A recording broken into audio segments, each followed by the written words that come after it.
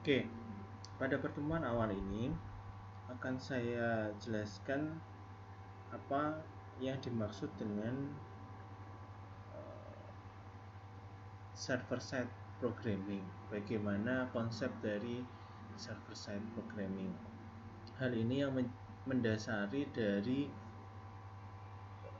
mata kuliah itu sendiri, yaitu mata kuliah web pemrograman dinamis, di mana pemrograman ini sangat tergantung dari server side programming, di mana pada pertemuan kali ini aplikasi server side programming yang kita gunakan adalah PHP.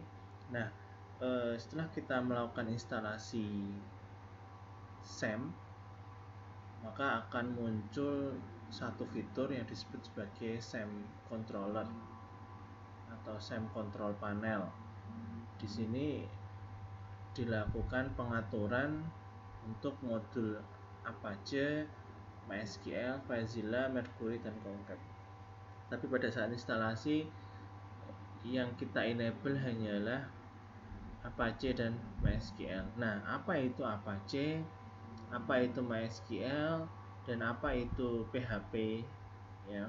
Jadi ada 3 hal yang kita install, ada 3 fitur yang kita install setelah kita melakukan instalasi sebuah web server. Di sini kita menggunakan web server bundling dengan nama SAMP atau SAMPP. Oke. Sedikit saya jelaskan di sini. Nah, ketika kita melakukan instalasi server side programming, maka akan terinstall 3 fitur sekaligus, ya. Yang pertama, fitur SAMP. Yang pertama adalah Apache, yang kedua adalah PHP, yang ketiga adalah MySQL. Nah, apa fungsi dari 3 fitur ini?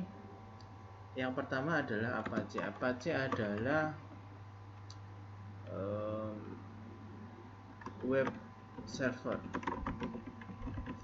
Ya, web server adalah sebuah salah satu macam dari server, yaitu menjadikan sebuah komputer atau server sebagai sebuah web server. Jadi istilahnya kita menjadikan sebuah komputer yang tadinya hanya sebagai klien, kita ubah sebagai web server. Nah, kenapa kita mesti mengubahnya menjadi web server? Supaya aplikasi-aplikasi yang berjalan dengan menggunakan server side atau aplikasi client server itu bisa dijalankan. Nah, untuk menjalankannya butuh web server seperti itu. Nah, yang kedua adalah PHP. PHP ini adalah sebuah bahasa pemrograman web yang hanya dapat dijalankan di web server atau server side server seperti itu. Nah, lalu MySQL adalah sebuah fitur yang kita gunakan untuk penyimpanan data.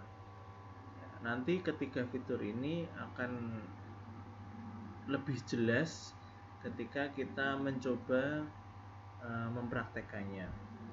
Oke, sekarang kita coba lihat fitur SAM, ya. Nah, di sini ada 2 action yang bisa kita lakukan. Yang pertama, melakukan fitur Apache, kita start, lalu kita tunggu hingga start. Lalu yang kedua, fitur MySQL, kita start juga.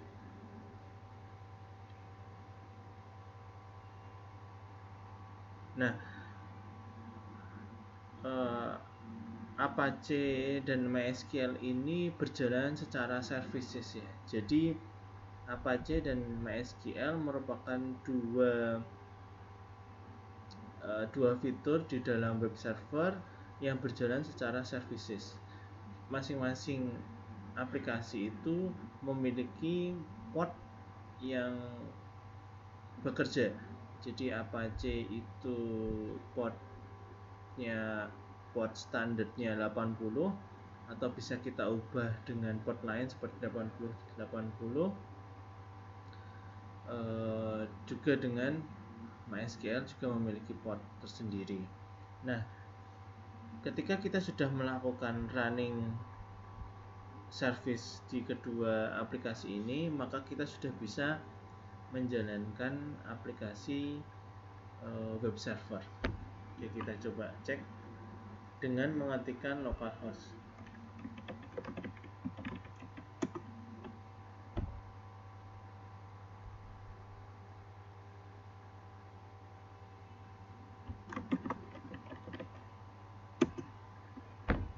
Nah, seperti ini.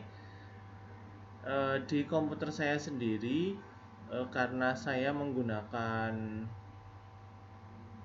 port yang sudah saya ubah yaitu 8080, maka perlu ada sedikit tambahan ketika kita mengakses Apache, yaitu .2 80 80, sehingga kita bisa langsung mengakses ke SAMBP seperti ini.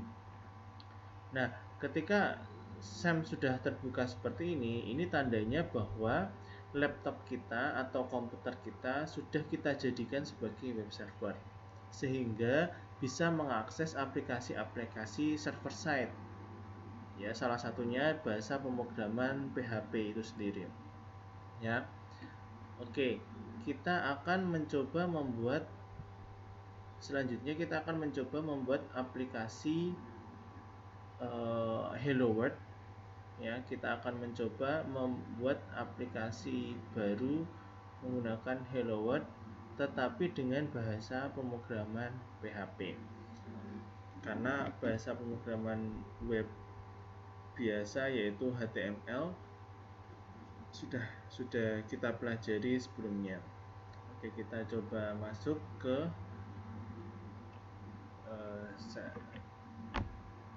ya, seperti ini.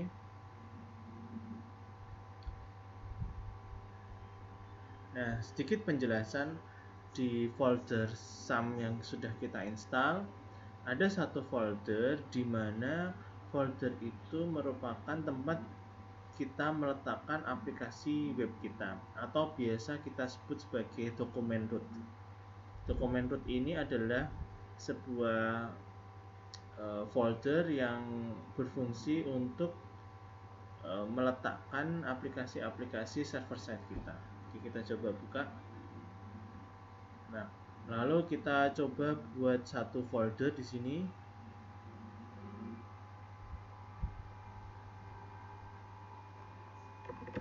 Kita coba buat satu folder dengan nama web dinamis. Oke.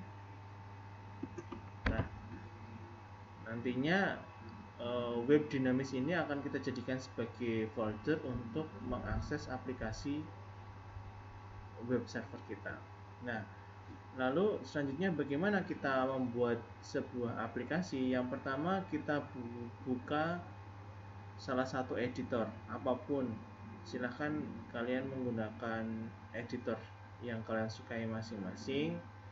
Dalam hal ini biasanya saya menggunakan Sublime Text, atau kalian bisa menggunakan Notepad atau Notepad++, itu terserah ya. Jadi pilihan masing-masing. Oke, kita coba buka new file. Kita close dulu. File, new file.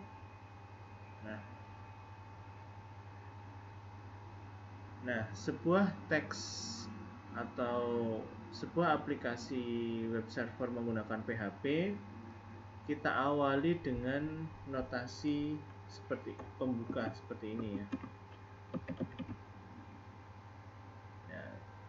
untuk membiasakan diri kita supaya tidak lupa dalam menulis penutup notasi, biasanya saya langsung menginputkan juga penutupnya seperti ini. Nah, seperti ini, lalu baru kita menuliskan skrip yang ada di tengah.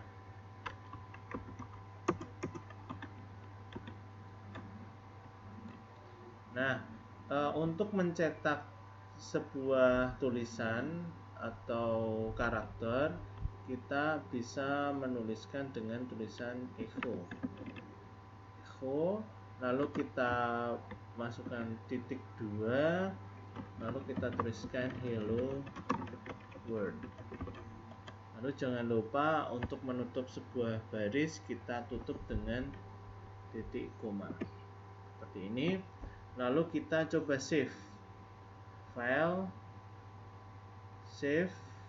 Nah, lalu kita cari folder yang barusan kita buat ya, baru saja kita buat, yaitu web dinamis. Lalu kita beri nama file index.php. Kenapa index.php?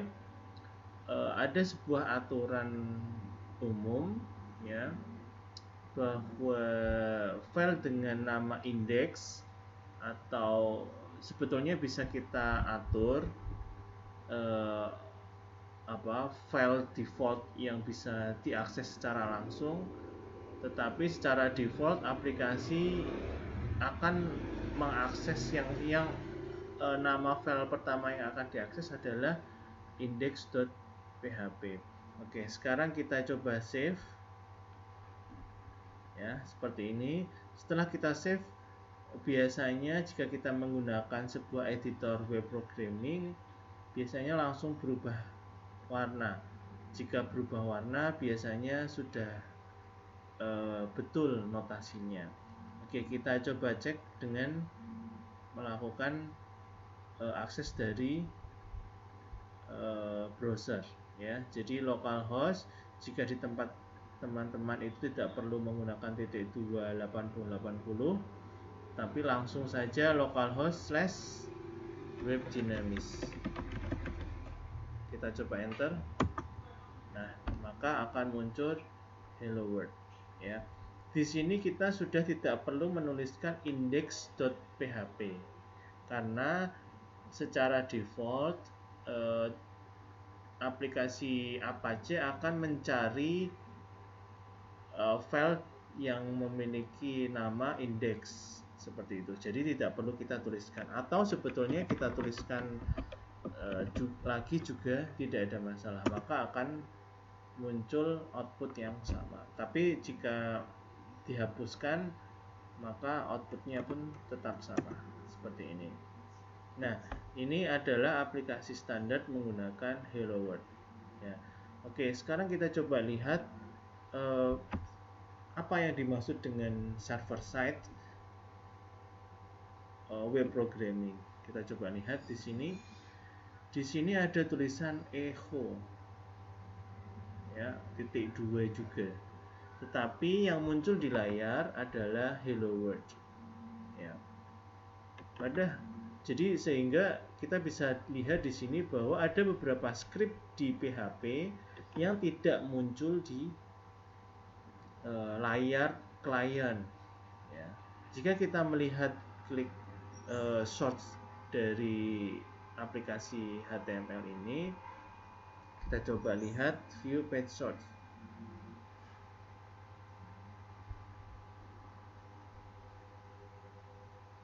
Nah, kita lihat view page source, tidak akan muncul script PHP yang bisa kita lihat melalui page source seperti itu. Sehingga bisa dikatakan bahwa aplikasi dengan server side seperti ini, beberapa script itu memang disembunyikan ya. Jadi hanya akan dimunculkan source code dari